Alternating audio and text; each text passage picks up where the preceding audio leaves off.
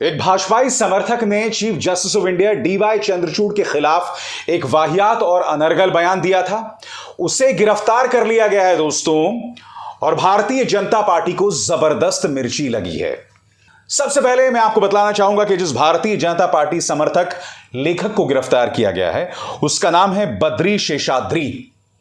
याद कीजिए, जब मणिपुर में वो शॉकिंग वीडियो सामने उभर कर आया था जिसमें दो लड़कियों को सड़क पर नंगा घुमाया गया था और फिर उसके बाद उनके साथ सामूहिक दुष्कर्म और उनके परिवार के दो मर्दों को मौत के घाट उतार दिया था, तब स्वतः संज्ञान लेते हुए, सुओ मोटो संज्ञान लेते हुए Chief Justice of India DY Chandrachud ने कहा कि सरकार इस मुद्दे पर त्वरित कार्रवाई करे, और अगर सरकार कार्रवाई नहीं करेगी तो हमें दखल देना पड़ेगा।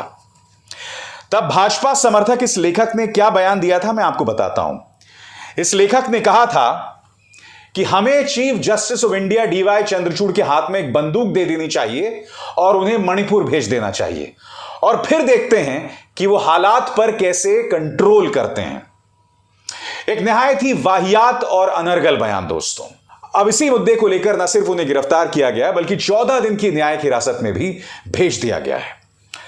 तमिलनाडु सरकार के खिलाफ भाजपा ने मोर्चा बुलंद कर दिया है और इसे बदले की कार्रवाई बता रहे हैं। मगर मैं आपसे एक सवाल पूछना चाहता हूं। आपको याद है जब कांग्रेस की सरकार थी तब सुप्रीम कोर्ट ऑफ इंडिया ने सीबीआई डायरेक्टर के बारे में या सीबीआई के बारे में क्या कहा था? सीबीआई के बारे में कहा था कि ये तोता है, तोता शब्द का इस्तेमाल किया था। मैं फिर आपसे सवाल पूछना चाहता हूं, क्या उस वक्त किसी कांग्रेस समर्थक, किसी राहुल भक्त या किसी मनमोहन भक्त ने सुप्रीम कोर्ट पर हमला बोला था जब उन्होंने सीबीआई को तोता कहा था? और बात वहां नहीं रुकती है। याद कीजिए दोस्तों, मोदी का पहला कार्यकाल, हम चुनावों के नजदीक आ रहे थे और सीबीआई के अंदर एक गैंग वॉर शुरू हो जाता है। एक तरफ राकेश अस्थाना, दूसरी तरफ आलोक वर्मा। आलोक वर्मा उन्हें गिरफ्तार करना चाहते हैं। हालात एक तरफ से सिविल वॉर जैसे हो गए थे, सीबीआई के अंदर जूतम पैजार चल रही थी। मगर उस वक्त सुप्रीम कोर्ट ने कोई टिप्पणी नहीं की थी। कायदे से बहुत कुछ बोलना चाहिए था मगर सुप्रीम कोर्ट खामोश रहा। कहने का अर्थ क्या है कि भारतीय जनता पार्टी के समर्थक जो हैं वो इतने ज्यादा संवेदनशील, सेंसिटिव क्यों होते हैं? सुप्रीम कोर्ट के Chief Justice of India DY Chandrachud सिर्फ अपना काम कर रहे हैं जो कि सुप्रीम कोर्ट को करना चाहिए, क्योंकि आज हम एक ऐसे देश में रह रहे हैं जहां पर तमाम संस्थाएं जो हैं धराशायी हो रही हैं, नतमस्तक हो रही है मोदी सरकार के सामने। एकमात्र सुप्रीम कोर्ट बचा हुआ है जहां कभी कभी सरकार से सवाल किए जाते हैं। ऐसे में अगर Chief Justice of India DY Chandrachud ने कोई बात कह दी तो कोई नई बात नहीं की है। इससे पहले भी सुप्रीम कोर्ट ने कांग्रेस के कार्यकाल में भी सरकारों की आलोचना की है, तो कोई बहुत अजूबी बात नहीं है। मगर उसको लेकर ये जो लेखक हैं बद्री, ये इस तरह का बयान देते हैं। मैं आपको बतला दूं कि इनके खिलाफ किन किन धाराओं में केस दर्ज हो गए हैं। सेक्शन 153, सेक्शन 153A, 501B, ये तमाम जो धाराएं हैं उनकी गिरफ्तारी के पीछे की वजह बताई गई है। जाने माने लेखक रामचंद्र गुहा ने इस गिरफ्तारी की आलोचना की है। इत्तेफाकन भारतीय जनता पार्टी का प्रचार तंत्र हर 2 हफ्ते के बीच में राम गुहा पर हमला बोलते रहता है, उन्हें नक्सली और न जाने किन किन शब्दों से नवाजता है। मैं फिर आपसे सवाल पूछता हूं, यह है उदारवादियों में, खुली सोच के लोगों के अंदर फ्रीडम ऑफ एक्सप्रेशन के मायने। वो बद्री की गिरफ्तारी को गलत करार दे रहे हैं, यह इनका बड़ा दिल है।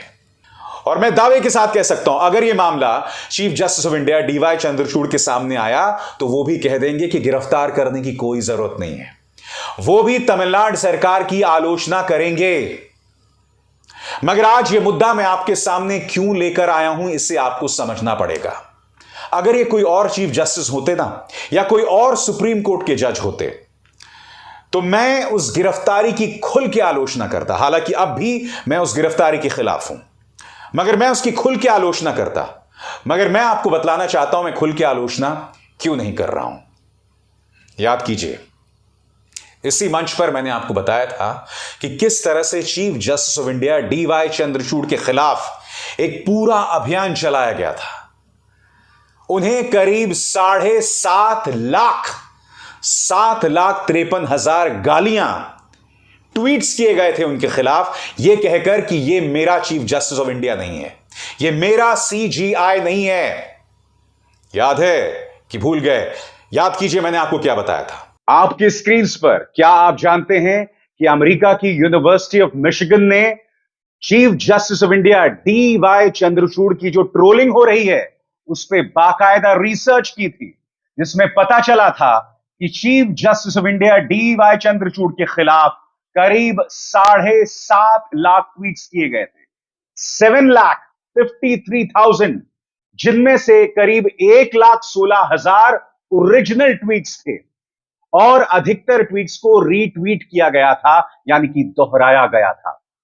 बात यहां नहीं रुकती है दोस्तों, आप देख सकते हैं किस तरह के हैशटैग्स चलाए गए थे Chief Justice of India DY Chandrachud के खिलाफ। Not my Chief Justice of India, not my CJI. और अब मैं जो आपको बताने वाला हूं वो और भी ज्यादा शॉकिंग है। क्या आप जानते हैं कि जैसे ही न्यूज लॉन्ड्रिंग और स्क्रोल ने इस पर लेख किया था, यूनिवर्सिटी ऑफ मिशिगन का यह लेख गायब हो गया था वेबसाइट से। अब सिर्फ यह पीडीएफ फॉर्मेट में मौजूद है। तो डर किसका है? और बात यहां पर नहीं रुकती। आपको याद होगा दोस्तों कि संसद के पिछले सत्र में करीब 1 दर्जन से ज्यादा सांसदों ने राष्ट्रपति द्रौपदी मुर्मू को खत लिखा था और उस खत में उनसे अपील की गई थी कि Chief Justice of India DY Chandrachud को गालियां दी जा रही है, उन पर हमला किया जा रहा है, क्योंकि उन्होंने महाराष्ट्र के अंदर जो संकट हो रहा था उस पर कोई सख्त टिप्पणियां की थी। आप मुझे बताइए, आजाद भारत के इतिहास में इससे पहले कब सांसद जो हैं वो राष्ट्रपति के पास गए थे कि Chief Justice of India DY Chandrachud के खिलाफ या उन्हें संरक्षण दिया जाए, उनकी रक्षा की जाए, जिस तरह से उन पर निशाना साधा जा रहा है उस पर कुछ किया जाए? इससे पहले कब हुआ है मुझे बताइए, याद कीजिएगा। पिछले शो में मैंने आपसे कहा था कि एक तस्वीर को वायरल किया गया, इस तस्वीर को जिसमें आप देख सकते हैं सीजीआई चंद्रचूड़ अपनी पत्नी और अपनी 2 दिव्यांग बेटियों के साथ हैं। इस तस्वीर के बारे में भी कुछ ट्रोल्स ने अनर्गल टिप्पणी की थी और यह तक कहा था कि जैसे को तैसा मिला, इसे अपना कर्म मिल गया। जबकि इस तस्वीर के पीछे की हकीकत क्या थी आपको मैंने बताया था। Chief Justice of India DY Chandrachud के बेटे हैं जो वकालत कर रहे हैं, उन्हें जरूरत नहीं थी और बच्चों की, मगर फिर उन्होंने 2 दिव्यांग बच्चियों को गोद लिया। कोई जरूरत नहीं थी, मगर इस आदमी का दिल देखिए कितना कोमल, कितना खूबसूरत कि उसने 2 दिव्यांग बच्चियों को गोद लिया। मगर भाजपा समर्थक इस पर भी हमला बोल रहे थे। इनकी इंसानियत इस कदर अंदर से गल चुकी है जिसके बारे में कुछ कहा नहीं जा सकता। इसीलिए आज लेखक बद्री ने जो वाहियात बयान दिया है और उन्हें जो गिरफ्तार किया गया है, मैं उसका विरोध तो करता हूं, मगर मैं उसकी खुल के आलोचना नहीं करूंगा, क्योंकि Chief Justice of India DY Chandrachud के खिलाफ लगातार भीड़ को खड़ा किया जा रहा है। उन्हें देश के सामने भारतीय जनता पार्टी का प्रचार तंत्र एक खलनायक के तौर पर पेश कर रहा है। भाजपा के नेता, मंत्री, उनके समर्थक बार बार उनके खिलाफ झूठा प्रचार चलाते हैं। कई बार ऐसा प्रचार चलाते हैं जो मर्यादा की तमाम हदों को पार कर देता है। इसीलिए जब उन पर कोई भी हमला होता है तब मैं उस हमले के खिलाफ हूं। Chief Justice of India DY Chandrachud के कई फैसलों पर मैंने भी सवाल किए। मैं भी कई बार कहता हूं कि अदालत के अंदर कई बार वो टिप्पणियां तो बहुत बड़ी बड़ी करते हैं। मसलन महाराष्ट्र मामले में उन्होंने स्पीकर के काम को, राज्यपाल के काम को पूरी तरह से अवैध बताया था, मगर फिर भी एकनाथ शिंदे की सरकार चलती रही। उन्होंने कहा था कि अगर उद्धव ठाकरे ने इस्तीफा नहीं दिया होता तो हम उनकी सरकार बहाल कर देते। जो वैधानिक तौर पर सही है, मगर वहां पर मैंने सवाल यह खड़ा किया था कि जिन 2 कदमों की वजह से एकनाथ शिंदे की सरकार बहाल हुई और अगर अदालत उसे गैर वाजिब बता रहा है, उसे इलीगल बता रहा है, तो फिर एकनाथ शिंदे की सरकार लीगल कैसे हो सकती है? बीजेपी और शिंदे की सरकार लीगल कैसे हो सकती है? तो कहने का अर्थ है कि उनके फैसलों पर भी सवाल किए जा सकते हैं, मगर इसका मतलब यह नहीं कि उन्हें गालियां दी जाएं।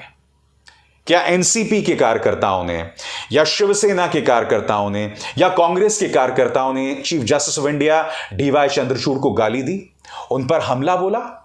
उल्टा मैं नहीं भूला हूं, संजय राउत ने इसका स्वागत किया था, उद्धव ठाकरे ने उस फैसले का स्वागत किया था। यह फर्क है बाकी पार्टी के समर्थकों और भाजपा की ट्रोल मशीनरी के बीच। इसीलिए जब भी Chief Justice of India DY Chandrachud पर हमला होगा, मैं उसके खिलाफ हूं, क्योंकि मैं जानता हूं कि उनके खिलाफ किस तरह से भीड़ खड़ी की जा रही है। और जब एक व्यक्ति के खिलाफ भीड़ खड़ी की जाती है, मैं उसके मायने को समझता हूं, क्योंकि मैं खुद उसका शिकार रहा हूं, अब भी हूं, मगर बावजूद उसके आपके सामने अपनी बात रखता हूं, बगैर डरे, बेबाकी से, सीधे, लाल आंख दिखा के नहीं, सीधे सवाल करके। अभिसार शर्मा को दीजिए इजाजत। नमस्कार।